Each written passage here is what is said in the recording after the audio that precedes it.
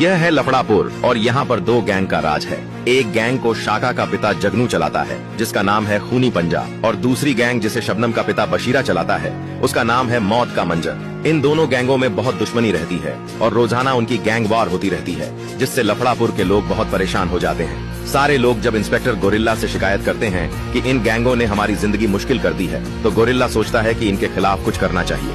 वह सबसे पहले जगनू के पास आता है और उससे कहता है, तुम्हें अब यह दुश्मनी खत्म कर लेनी चाहिए। जगनू भी रोज की गैंग वॉर से तंग आ चुका था, तो वह मान जाता है और गोरिल्ला से कहता है, यह दुश्मनी कैसे खत्म होगी। गोरिल्ला कहता है, अब एक ही तरीका है, अगर तुम शाका की शादी शबनम से कर दो तो यह दुश्मनी रिश्तेदारी में बदल जाएगी और खत्म हो जाएगी। जगनू तैयार हो जाता है और जगनू के कहने पर शाका भी मान जाता है। जगनू बशीरा के पास जाता है और कहता है, यह रोज रोज की गैंग वॉर ठीक नहीं है, अब इस दुश्मनी को रिश्तेदारी में बदल दो। बशीरा, जो कि जगनू की गैंग को पूरी तरह खत्म कर देना चाहता था ताकि अकेला लफड़ापुर पर राज कर सके, जगनू के सामने तो शाका शबनम की शादी के लिए मान जाता है, लेकिन मन ही मन प्लान बनाता है। अब हमें मौका मिला पूरी गैंग को खत्म करने का। जैसे ही वे रिश्ते की बात के लिए आएंगे, सबको मार डालना है।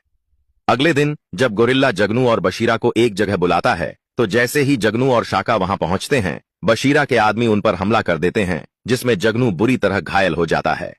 गोरिल्ला बशीरा के लोगों को रोकने की कोशिश करता है। उसी समय शाका जगनू को लेकर अस्पताल पहुंचता है, लेकिन 2 दिन अस्पताल में रहने के बाद डॉक्टर शाका को बताते हैं कि जगनू को कोमा आ गया है। अब सवाल यह है, क्या शाका जगनू का बदला ले पाएगा या नहीं।